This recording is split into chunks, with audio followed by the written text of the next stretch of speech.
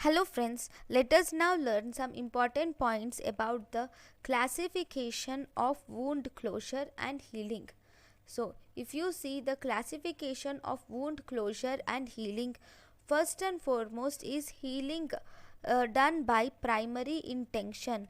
So, in the healing by primary intention, when there is apposition of wound edges.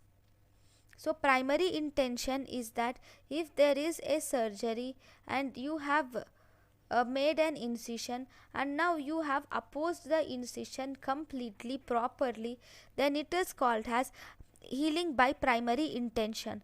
There is minimal surrounding tissue trauma is seen, and you will also see the presence of least inflammation is seen in this healing by first intention or primary intention. This is the best scar which you will note. Okay, then you have second type, which is healing by secondary intention. In healing by secondary intention, it mainly occurs in the open wound. It is seen in left open wound. Here this wound is allowed to heal by granulation tissue, or it is allowed to heal by contraction and epithelialization.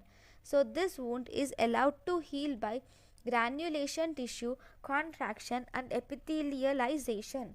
Now this is healing by secondary intention. Then we have healing by tertiary intention. In tertiary intention, or we can also call it as primary intention, here in first the wounds are not opposed with each other because the wound is contaminated.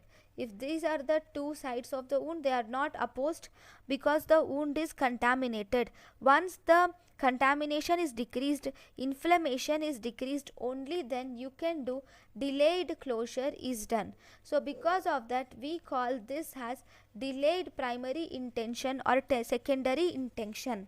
Right? So this is about the classification of wound closure and healing. Right? Thank you for watching.